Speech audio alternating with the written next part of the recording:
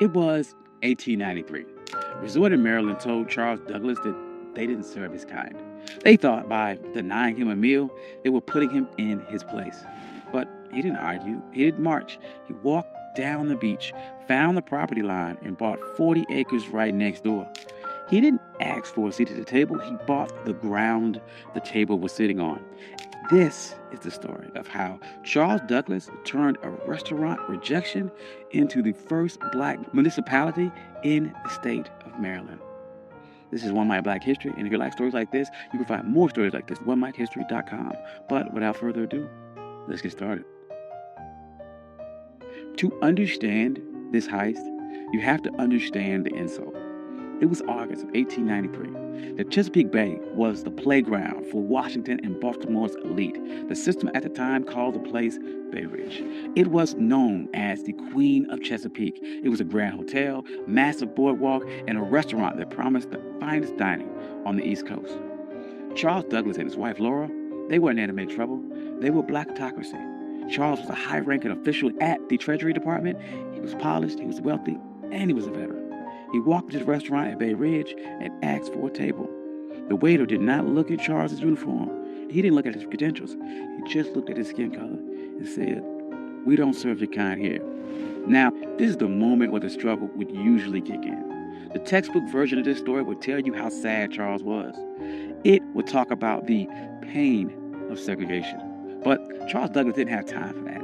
He had a military mind. And he looked around the restaurant and saw white families eating. He saw the owners counting money. And he realized that their business was built on a territorial monopoly. They thought that they owned the prestige of the water. They thought by banning him, they were keeping the luxury for themselves. Charles walked out of that restaurant, but he did not leave the area. He walked down the beach, he crossed the property line, and he stood on the dirt right next to the people that insulted him. He was looking at a 40-acre tract known as Bashir's Farm. It was rugged, overgrown patch of coastline. To the owners of Bay Ridge, it was a waste of space. To the system, it was unimproved land. But to the Colonel, it was the high ground.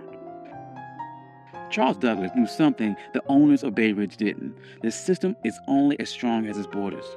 Bay Ridge was a fortress of whiteness, but the walls ended at the property line. If Charles could control the land right next to them, he didn't need their permission to exist. He could create a parallel world that Jim Crow laws of public accommodations could not touch. See, in 1893, separate but equal wasn't even legal doctrine yet. That would not happen for another 3 years with Plessy versus Ferguson. But the private property doctrine was already ironclad. The law of the land said that a man could do whatever he wanted with the dirt that he owned. Charles realized that public space was a trap. If you relied on the public to treat you fairly, you were a beggar. But if you owned the private, you were sovereign. So he went to the owner of the 40-acre farm, a man by the name of Daniel Bashir. He didn't ask for a favor.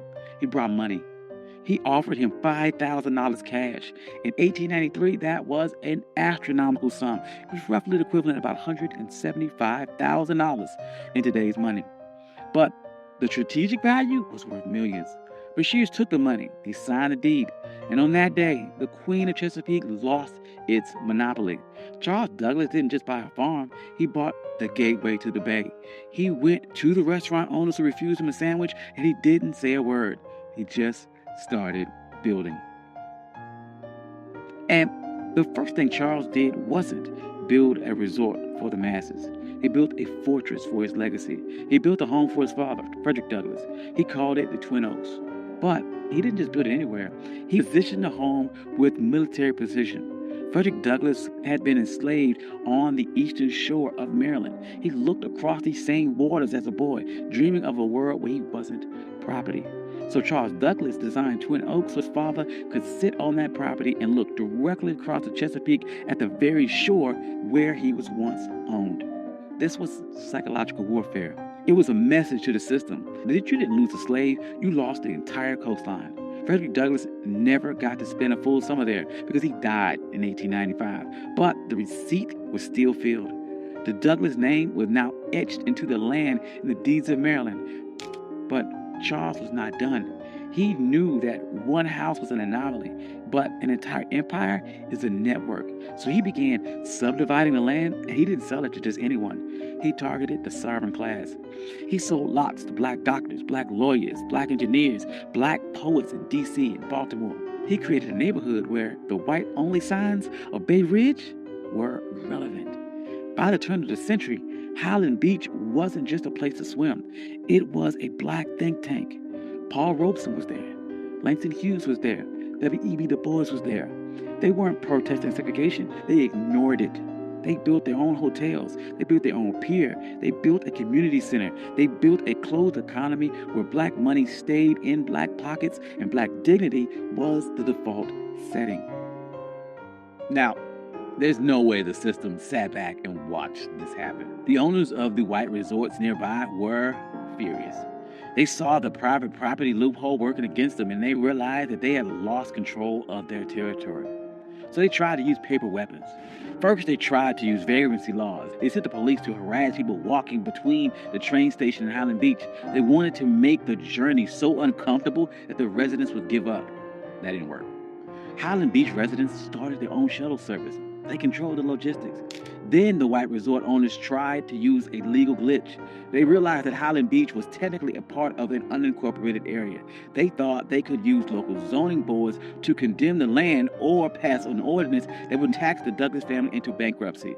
They tried to treat Highland Beach like a nuisance. But the residents of Highland Beach were some of the smartest people in the state. They knew that in America, the ultimate hack for land was municipal status. In 1922, they executed their final move of the heist. They petitioned the state of Maryland to become an unincorporated town. They didn't want to be a neighborhood. They wanted to be government. They won. Highland Beach became the first black municipality in the history of Maryland. Think about the payoff here. Because they were a town, they had their own mayor, they had their own police department, and they had their own zoning board. When the white resort owners tried to pass laws against them, the people of Highland Beach just passed their own laws to cancel them out. They weren't marching and asking for civil rights. They were exercising their statutory power. By the 40s and 50s, Highland Beach was the summer Apollo. While white Maryland was obsessed with keeping its beaches segregated, Highland Beach was outproducing them culture and social capital. But the winds they are changing, and the system shifted its strategy. In 1964, the Civil Rights Act passed and the public accommodations were integrated. On paper, this was a victory. But in a world of real estate and sovereignty, it was a Trojan horse. The system realized it could not keep black people out of the water anymore, so it decided to make the land too expensive to keep. This is the new Jim Crow. As white developers realized that coastal property was the ultimate asset, they began using tax assessment and eminent domain and environmental regulations to squeeze black families off their land. In places like Hilton Head and Bruce's Beach in California, the system succeeded. They stole land back using the laws that were supposed to protect landowners. But look at Highland Beach today. It's still there. It survived the rise of developers. It survived the collapse of other resorts. It survived because Charles Douglass didn't build a charity. He built a closed-loop system. The residents of Highland Beach understood that the land wasn't just for lounging. It was for continuity. They passed these down for generations. They created trust. They created a black culture of holding the line. During the Civil Rights Movement, we get caught up about the seat of the lunch counter. But Charles Douglass reminds us that the lunch counter is just a piece of furniture, and that if someone owns the building, they can always find a reason to move the chair or keep you out. The true power is owning the blueprints. Charles Douglass was told his money wasn't good enough for a meal, and he didn't waste a second trying to change that with his mind. He used that energy to change the map. He proved that when the system closes the door, you can't keep knocking till your fists are bloody. You can buy the hallway. You can buy the entire building. You can buy the entire beach. You can buy the ground that it sits on. And today, Highland Beach stands as a reminder that we aren't just laborers in the American story. We are the engineers of our own exit. Thank you. This is One Mic Black History. I'm your host, Country Boy. If you like stories like this, you can find more stories like this at onemichistory.com. Hope you enjoyed this. This is something different. I enjoyed this a lot. Trying to do, once again, more stories about agency, about pattern interrupts, people overcome, and how they took a system that was designed to keep you back and beat it and overcame or outsmarted that system. Hope you enjoyed that. I'd like to thank all my day ones. You guys are amazing. Thank you guys all for coming out. Financial contributors. Oh, yes. And if you don't see your name here, please reach out to me. I'll add your name. I'm sorry. I love you all. Peace.